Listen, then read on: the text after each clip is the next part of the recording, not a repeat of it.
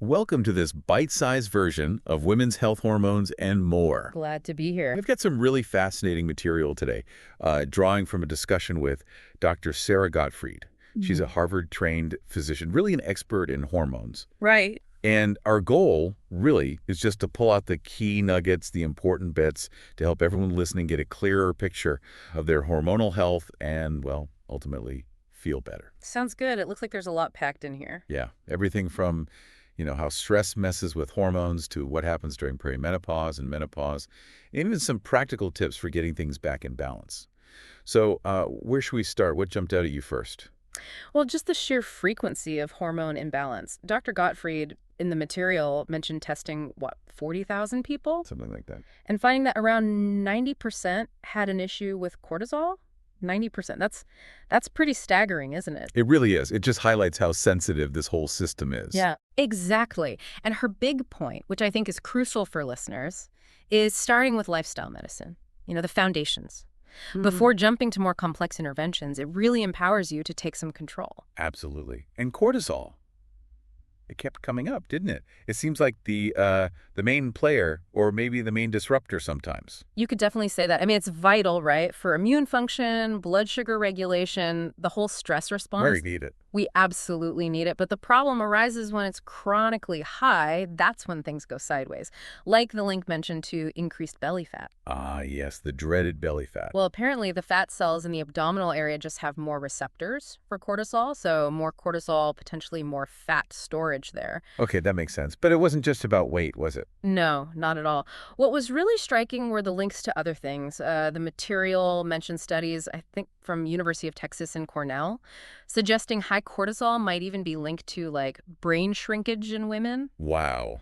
Okay, that's serious. Yeah. And also potentially contributing to depression, affecting maybe half of those with consistently high levels. Plus, it can drag down other hormones, too, like testosterone. So it really has wide-ranging effects. It really does.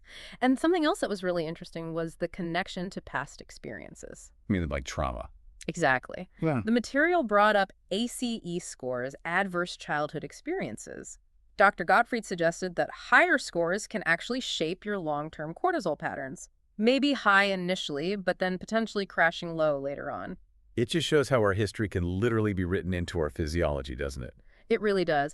And that leads nicely into thinking about other major hormonal shifts like perimenopause and menopause. Right, a time that affects so many women. The material said it typically starts between, what, 35 and 45? Yeah, somewhere in that range usually, as the ovaries naturally begin to age. And it's not just about estrogen dropping off a cliff.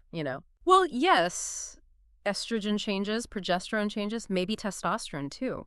But the discussion highlighted there can be over 100 possible symptoms. It affects your metabolism, how your brain uses glucose, even your immune system, like an increased risk for autoimmunity. 100 symptoms. That sounds overwhelming. It can be. And a point that really resonated from the material was how unsupported many women feel during this time. Going to the doctor with symptoms, trouble with stress, that belly fat again, low libido, maybe painful sex, and sometimes being told, oh, you're too young for that. Yeah, that dismissal must be incredibly frustrating. Absolutely. But there was a hopeful note, too. Dr. Gottfried seems to believe that many menopause symptoms aren't inevitable, that with early intervention, maybe hormone therapy if it's right for you, definitely lifestyle changes. A lot of the discomfort could potentially be avoided or lessened. That's good to hear. A more proactive approach. Exactly. Okay, so let's dig into some of these specific hormones. Estrogen first. We think of it as the female hormone, right? Primarily, yes. But interestingly, the discussion pointed out it's important for men too, particularly for bone strength. Oh, interesting. I didn't know that. Yeah. But for women, its role is huge. Receptors are everywhere. It affects joint lubrication, maybe explaining that link to frozen shoulder some women get during menopause. Also, mood, breast, and hip development, even skin collagen, keeping skin looking plump. Right. And the material mentioned that the low estrogen state after having a baby, postpartum, that can actually give you a little preview of menopausal symptoms sometimes. Ah, okay. A glimpse into the future, maybe? Sort of. And during menopause itself, there's that shift in fat storage, less on the hips and thighs, maybe more settling around the middle. Got it. Okay, what about testosterone? You mentioned cortisol can lower it. Right. Now, men obviously have way more, like 10 times more. But, and this might surprise some people, it's actually the most abundant hormone in the female body. Really? More than estrogen? Yep. And it's crucial for vitality, for energy, for drive in both sexes. In men, low T can cause things like belly fat, even breast tissue development, moodiness, irritability, low libido. Hmm. And in women, low testosterone can show up as fatigue, that reduced sex drive again, maybe feeling like you're hitting the gym but not seeing results. Oh, interesting. The gym response. Yeah, difficulty building muscle, Yeah. even hair loss. And there was a fascinating observation mentioned about female MBA students potentially lower confidence or less inclination for risk-taking linked to lower testosterone. Wow. Okay. So what about high testosterone in women? That's often linked to PCOS, polycystic ovary syndrome, which unfortunately can cause issues with fertility, excess hair growth, and often insulin resistance. Right. But on the flip side, for women with PCOS specifically, the discussion highlighted a potential natural approach, going on a lower carbohydrate diet. Apparently, that can help balance testosterone sometimes quite quickly, like within a week. That's a really practical takeaway. Shows the power of nutrition. Absolutely. Which brings us right to insulin and blood sugar. This seems particularly relevant for women over 40, according to the material. Why specifically over 40? Well, that's when insulin resistance tends to become more common. The body just doesn't respond to insulin as well, which can contribute to weight gain and also make it harder to maintain muscle mass. Okay. And Dr. Gottfried is a fan of CGMs, right? Can Yeah. use glucose monitors. Yes, very much so, because they give you that real-time feedback. You eat something, you see exactly how your blood sugar responds. It can be a really powerful tool for behavior change, for understanding how different foods affect you personally. I can see how that would be motivating. And gut health came up too. How does that connect? Oh, massively. The gut microbiome, all those bacteria in your gut, they actually play a big role in regulating estrogen levels. How? There are specific gut bacteria that produce an enzyme, beta-glucuronidase, which can essentially unpackage estrogen that was meant to be eliminated, causing it to recirculate in the body. So an unhealthy gut balance can lead to higher estrogen levels. Fascinating. So what helps the gut? Fiber. That was a big emphasis. Aiming for, say, 30 to 40 grams a day from lots of different fruits and vegetables. It feeds the good bacteria and helps stabilize blood sugar, too. Okay, 30, 40 grams, good target. So pulling it all together, thinking about lifestyle, what were the key action points highlighted? Well, several big ones. Stress management, obviously, given the cortisol discussion, things like breath work, meditation. The material suggested these are really underutilized but powerful. Right, the simple things we often overlook. Exactly. Even rhythmic movement, like dancing or just walking regularly, can help regulate cortisol. What else? Nutrition, of course. Beyond just fiber, the emphasis was on personalization. Considering your genetics, your goals, getting enough protein is usually key, and finding the right type and amount of carbs for you. Not a one-size-fits-all approach. Definitely not. Then sleep. Hugely important. Aiming for that sweet spot of 7 to 8.5 hours. Poor sleep messes with insulin, raises cortisol, increases hunger hormones, makes you crave carbs. The vicious cycle. It really is. Tracking sleep with a wearable can be helpful to see what's actually going on. Anything else on the lifestyle front? Yeah, two more big ones.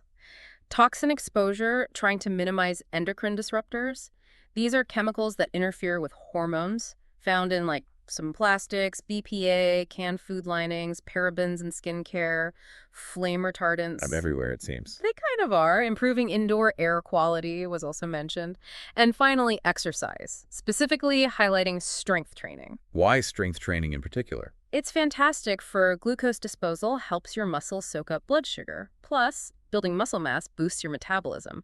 But of course, cardiovascular fitness is still essential too. Right, a balanced approach. Did supplements come up at all? They did, but with caveats, Yeah. emphasizing that needs are individual. Yeah. Vitamin D deficiency is super common, and it does way more than just bone health. It impacts gut health, too. Oh. B vitamins, especially methylated forms, can be important for methylation, which affects gene expression.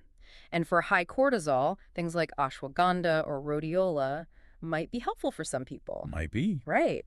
The real key takeaway seemed to be using genomics, like genetic testing, to understand your specific potential needs. Maybe you have poor vitamin D receptors and need more intake, for example. Personalization again. It all seems to circle back to that, doesn't it? Understanding your own unique body. Exactly. The discussion contrasted conventional medicine, which can sometimes be medicine for the average, Yeah. with precision medicine using all this data, genomics, biomarkers, wearables to tailor interventions. Makes sense. And it promoted the idea of N1 experiments, Okay. basically being your own scientist, trying things, tracking carefully, seeing what actually works for you. I love that, taking ownership. So it's Okay. really about awareness, paying attention, and realizing how interconnected everything is: stress, sleep, food, movement, hormones. Precisely. It's about understanding your individual biochemistry and empowering yourself with that knowledge. Well, we've certainly covered a lot of ground in this bite-sized exploration. Hopefully it's provided some really valuable insights, maybe a few aha moments for those listening. Hope so. Remember, this information is really a starting point. The most important thing is to pay attention to your body's signals. Maybe consider exploring some baseline testing if that feels right. And definitely don't hesitate to find knowledgeable healthcare professionals who can guide you personally on your journey to hormonal balance and feeling your best. Well said. See you soon with another one.